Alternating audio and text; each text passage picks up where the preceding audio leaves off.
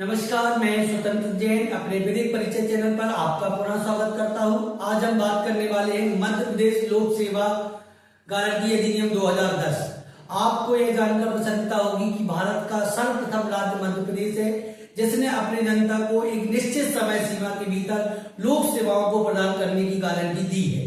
तो आज हम उसी अधिनियम के बारे में जानेंगे जिसने जनता को एक निश्चित समय सीमा के भीतर गारंटी प्रदान करने की बात कही है। आप इसके लिए तैयार हो जाइए, क्योंकि आप जानते हैं कि मध्य प्रदेश में लगभग एडीपीओ की वैकेंसी आने वाली है, जिसमें लगभग 500 वैकेंसी आपके बीच में आने वाली है और इसी से संबंधित आज इस विषय को हम अध्ययन कर रहे हैं। चलिए तो हम बात करते हैं मध्य प्रदेश लोक सेवाओं की प्रदान गारंटी अधिनियम 2010। यह मध्य प्रदेश लोक सेवा प्रदान गारंटी अधिनियम मध्य प्रदेश के कानून के द्वारा बनाया गया है, इसलिए यह मध्य प्रदेश लोक सेवा प्रदान गारंटी अधिनियम के नाम से जाना जाता है। इस एक्ट का की विस्तृत जानकारी देखें तो यह एक्ट नंबर इसका 24 दिया गया है। इसमें राज्यपाल की अनुमति 17 अगस्त 2010 को राज्यपाल की अनुमति प्राप्त हुई और यह एक्ट 29 सितंबर 2010 से मध्य प्रदेश में प्रभाव में आया। इसका विस्तार संपूर्ण मध्य प्रदेश में, क्योंकि मैं आपको पहले बता चुका हूं कि मध्य प्रदेश का अधिनियम है, तो इसका विस्तार संपूर्ण मध्य प्रदेश में ही होगा। इसमें टोटल धाराएं 11 धाराएं बताई गई। टोटल धारा 11 धारा है। और इस अधिनियम का उद्देश्य क्या है, हमेशा ये जानना होता है कि कोई अधिनियम किस लिए बनाया गया। तो इस अधिनियम का उद्देश्य है जनता को निश्चित समय सीमा के भीतर सेवा प्रदान करने से संबंधित विषय। तो ये अधिनियम मध्य प्रदेश की जनता को यदि वह निश्चित समय सीमा के भीतर आवेदन करते हैं तो उनको एक निश्चित समय सीमा के भीतर सेवाएं प्रदान की जाएंगी, अर्थात उनको सेवाओं को प्रदान करने के लिए बहुत लंबे समय तक भटकना नहीं होगा। ये राज्य की जवाबदारी है, जिम्मेदारी है। राज्य गारंटी दे रहा है कि यदि किसी जनता के द्वारा कोई आवेदन किया जाता है लोक सर्विस प्रदान करने के लिए, पब्लिक सेवाएं प्रदान करने के लिए, तो एक निश्चित समय सीमा के भीतर दी जाएगी। अब इस अधिनियम को 2010 में बनाया गया था। इसमें लेटेस्ट अमेंडमेंट हुआ है 2021 में। ये नवीन संशोधन एक्ट नंबर 12/2021 में संशोधन हुआ है और ये संशोधन 3/4/2021 से मध्य प्रदेश में लागू है। बात करते हैं इस अधिनियम का जो बेसिक है वह है मध्य प्रदेश लोक सेवाओं को गारंटी अधिनियम प्रदान करना। अब बात करते हैं कुछ परिभाषाएं। तो धारा 2 में इससे संबंधित परिभाषाएं दी गई हैं। कुछ टेक्निकल परिभाषाएं हैं, कुछ नॉर्मल परिभाषाएं दी गई हैं। टेक्निकल परिभाषा का मतलब होता है कि यदि आपको कोई आवेदन करना है तो आपको इलेक्ट्रॉनिक पोर्टल के माध्यम से आवेदन करना पड़ेगा। तो शुरुआत में 2021 के अमेंडमेंट में कुछ नई चीजें जोड़ी गई हैं जो आपको यहाँ दिखाई देगी। देखिए, परिभाषा में सबसे पहले परिभाषा दी है आवेदन का प्रारूप। देखिए, कोई भी आवेदन करना होता है तो आपको प्रारूप मालूम होना चाहिए कि किस प्रारूप में आवेदन किया जाता है। तो 2A में सबसे पहले बता दिया कि आवेदन का प्रारूप क्या होगा।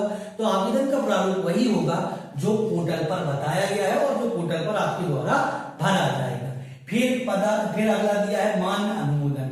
मान्य अनुमोदन का मतलब होता है कि यदि आपने कोई आवेदन किया और आपको निश्चित समय सीमा के भीतर यदि आपको पब्लिक सर्विस प्रोवाइड नहीं हो पाती है तो एक मान्य अनुमोदन पत्र जारी आपको पोर्टल के माध्यम से होता है, जो कि बिना किसी हस्तक्षेप की, किसी अधिकारी के हस्तक्षेप के पोर्टल पर जारी होता है। फिर आया है पदाविहित इकाई। यह पदाविहित इकाई जो है ये पोर्टल को एडमिनिस्ट्रेटिव करती है, पोर्टल का प्रशासन करती है। तो ये जो डिजिग्नेटेड यूनिट होगी वह क्या करेगी, पोर्टल का प्रशासन करेगी। तो वो किस तरीके से करेगी, तो पोर्टल का प्रशासन किया जाएगा जब स्टेट गवर्नमेंट नोटिफिकेशन जारी करे। उसके बाद पदाविहित अधिकारी। देखिए, कोई भी आवेदन प्राप्त करने के लिए किसी डिजिग्नेटेड ऑफिसर के पास एप्लीकेशन करनी होती है। तो यहाँ धारा D में बता दिया पदाविहित अधिकारी वह होगा जो धारा 3 में राज्य सरकार द्वारा नोटिफिकेशन के द्वारा बताया जाए। फिर इसके बाद बता दिया पदाविहित पोर्टल। पदाविहित पोर्टल का मतलब होता है डेजिग्नेट पोर्टल। डेजिग्नेट पोर्टल का मतलब होता है कि जिस पोर्टल पर जाकर आप जो है आवेदन करेंगे। तो जैसे मध्य प्रदेश में ई डिस्ट्रिक्ट पोर्टल है जिसके माध्यम से लोक सेवा का पोर्टल है, आप उस पोर्टल के माध्यम से आवेदन कर सकते हैं। फिर यहाँ बताया गया अगली डेफिनेशन आई 2F में पात्र व्यक्ति। देखिए, कोई भी सेवाएं हर किसी को नहीं दी जाती। सेवाएं उसी व्यक्ति को दी जाएंगी जो पात्र व्यक्ति होगा, अर्थात जो सेवा प्रदान करने के लिए पात्र, सेवा प्राप्त करने के लिए पात्र है, वही पात्र व्यक्ति यहाँ बताया गया है। फिर इसके बाद यहाँ कुछ अधिकारी बताए गए, जैसे प्रथम अपील अधिकारी, द्वितीय अपील अधिकारी। तो प्रथम अपील अधिकारी और द्वितीय अपील अधिकारी सेवा प्रदाता, सेवा और निश्चित समय सीमा की डेफिनेशन दी गई है। इनको धारा 3 में बता दिया गया है कि प्रथम अपील अधिकारी कौन होगा, द्वितीय अपील अधिकारी कौन होगा, सीमाएं कौन सी होंगी और निश्चित समय सीमा क्या होगी। तो इसको बताया गया है कि राज्य सरकार द्वारा धारा 3 के अनुसार अधिसूचित किए जाएंगे कि कौन कौन सी ये सेवाएं होंगी। फिर आगे बताया है कपट की डेफिनेशन।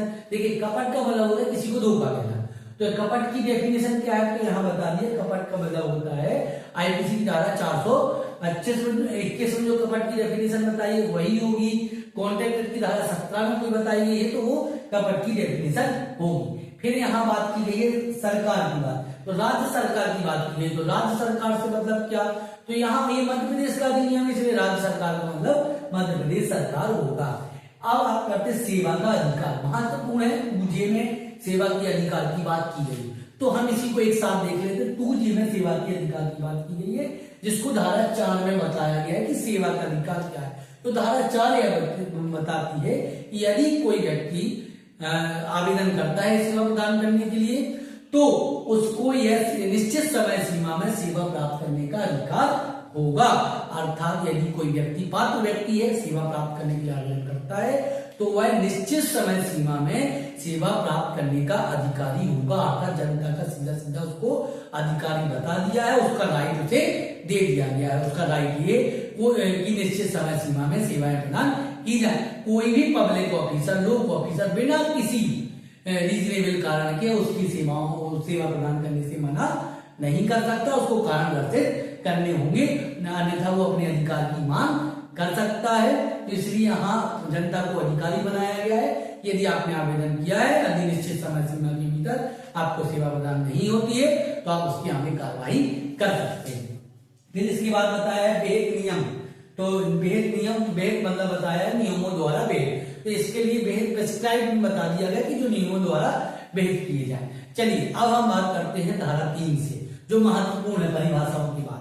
तो धारा 3 में आपको ये बताया गया है कि सेवाओं को बारे में बता दिया गया है, पदावी अधिकारी के और प्राधिकारियों के बारे में बताया है, प्रथम अपील अधिकारी और द्वितीय अपील प्राधिकारी के बारे में बताया गया है, और निश्चित समय सीमा के बारे में बताया गया है। तो धारा 3 यह कहती है कि सेवाएं निश्चित समय सीमा, प्रथम अपील अधिकारी, द्वितीय अपील अधिकारी और पदावीत अधिकारी वह होंगे जो राज्य सरकार द्वारा समय समय पर अधिसूचित किए जाए। अर्थात राज्य सरकार अधिसूचना निकालकर वह सेवाएं बताएंगी कि किन सेवाएं जो है इस अधिनियम के अंतर्गत आती हैं। वह समय बताएगा कि कौन सा समय जो है, कितना समय है, कितना निश्चित समय है जिसके भीतर सेवाएं प्रदान करना है। तो इसके लिए राज्य सरकार समय समय पर अधिसूचना जारी करता है। और वर्तमान में लगभग ये देखा जाए तो कम से कम 100 सेवाएं ऐसी इसमें इंक्लूड कर दी गई हैं, जिसमें 30 दिन से अधिक का समय नहीं दिया गया। 30 दिन के भीतर सेवाएं प्रदान करनी होती है। फिर धारा 3 के सब+2 ये बात करता है कि यदि मान के चलिए कोई लोक अधिकारी निश्चित समय सीमा के भीतर यदि सेवाएं प्रदान नहीं करता है, तो पोर्टल जो है वो एक पदाविहित पोर्टल जारी कर सकेगा, और पदाविहित पोर्टल द्वारा जो है पदाविहित पोर्टल द्वारा मान्य अनुमोदन जारी कर सकेगा। तो मान्य अनुमोदन जारी होगा तो ऐसा मान्य अनुमोदन की वही वैल्यू होगी जो सेवा आपने मांगी है, उस सेवा की वैल्यू है, यह धारा कहता है। ये धारा 3 के सब+2 में बताया गया है। इसके बाद धारा 4 में मैंने आपको पुनः बता देता हूं। धारा 4 में एक समय सीमा बताई गई है कि निश्चित समय सीमा के भीतर व्यक्ति का सेवा प्रदान करने का अधिकार होगा जिसने आवेदन किया है। अब बात करते हैं कि आवेदन कैसा करना है, किसको करना है। तो धारा 5 की बात करते हैं। इस अधिनियम की धारा 5 में आवेदन की बात की गई है कि सबसे पहले आवेदन जो है पदाविहित अधिकारी के समक्ष प्रस्तुत किया जाएगा। किसके पास किया जाएगा? आवेदन हमेशा प्रारंभ में पदाविहित अधिकारी के पास प्रस्तुत किया जाएगा। यदि पदाविहित अधिकारी नहीं है तो कोई प्राधिकृत अधीनस्थ व्यक्ति है तो उसको किया जाएगा, या किसी अन्य व्यक्ति को किया जाएगा जिसे स्टेट गवर्नमेंट द्वारा अधिसूचना जारी करके किया गया है। आवेदन जैसे ही आवेदन किया जाएगा पदाविहित अधिकारी को, आवेदन प्राप्त करने पर पदाविहित अधिकारी आवेदन प्राप्त करने पर उसकी सम्यक स्वीकृति देगा कि हाँ मेरे द्वारा आवेदन स्वीकार कर लिया गया है। उसके बाद वह आवेदन की समय स्वीकृति दिए जाने के बाद निश्चित समय सीमा के भीतर क्या किया जाएगा, निश्चित समय सीमा के भीतर आपको सेवा प्रदान की जाएगी। तो वह निश्चित समय सीमा कब से शुरू होगी, तो इसमें बताया गया कि निश्चित समय सीमा तब से शुरू होगी जब से आपने आवेदन प्रस्तुत किया है, तब से वह निश्चित समय सीमा आपकी प्रारंभ होगी। इसके बाद आवेदन जब आपने पदाधिक अधिकारी को कर दिया है तो पदाधिक अधिकारी सर्कुलर 2 में या तो आवेदन सेवा प्रदान करेगा या आवेदन को नामंजूर करने का कारण आपको दर्शित करेगा, अर्थात उसको या तो सेवा प्रदान करेगा या नामंजूर करने का कारण दर्शित करेगा। यदि वो नामंजूर सेवा प्रदान करने से नामंजूर करता है तो उसकी जानकारी भी किसको, जिसने सेवा के लिए आवेदन किया है, सूचित कर सकेगा। फिर आगे आते हैं 5 सर्कुलर 3 में बताया गया है कि यदि मान के चलिए वह निश्चित समय सीमा के भीतर सेवा प्रदान करने में असफल रहता है तो जो मान्य अनुमोदन पोर्टल द्वारा जारी किया जा सकेगा और एक मान्य अनुमोदन जारी किया जा सकेगा, ठीक है। और इस अनुमोदन का वही प्रभाव होगा जो सेवाओं का प्रदान होता है। लेकिन 5 के सर्कुलर 4 में बताया गया है कि उत्पन्न अनुमोदन का प्रभाव धारा 6 और धारा 7 पर प्रभावी नहीं होगा। मतलब यदि जो मान्य अनुमोदन दिया गया है उसका कोई भी प्रभाव धारा 6 और धारा 7 पर नहीं पड़ेगा। इसी के साथ यदि कोई व्यक्ति सेवा प्रदान करने के लिए कोई कपट इत्यादि से कोई जानकारी मांगता है या कोई आवेदन करने में कोई कपट से संबंधित दस्तावेज देता है, तो यदि जैसे ही सेवा प्राधिकारी को पता चलता है कि इसमें कपट दी गई है तो वह तत्काल प्रभाव से ऐसी सेवाओं को क्या कर सकता है, वापस ले सकेगा और ऐसे अनुमोदन को वो वापस लेते हुए जो प्रदान की गई सेवाएं हैं उनको रद्द कर सकेगा। तो इस तरीके से हमने धारा 5 तक में देखा कि किस तरीके से सेवा प्रदान करने के लिए आवेदन किया जाएगा, क्या सेवा प्रदान करने के अधिकार होंगे, क्या सेवा प्रदान करने के लिए कौन अधिकारी के पास आवेदन करना होगा। ये सारी चीजें हमने धारा 5(1) से लेके धारा 5 तक देखी। इसके आगे का वीडियो मैं आपको जारी करूंगा, सेकेंड पार्ट में इसके आगे को आपको मिलेगा। इस तरीके से यदि आप पढ़ना चाहते हैं तो हमारे YouTube चैनल को लाइक करिए, सब्सक्राइब करिए और हमारे साथ जुड़े रहिए।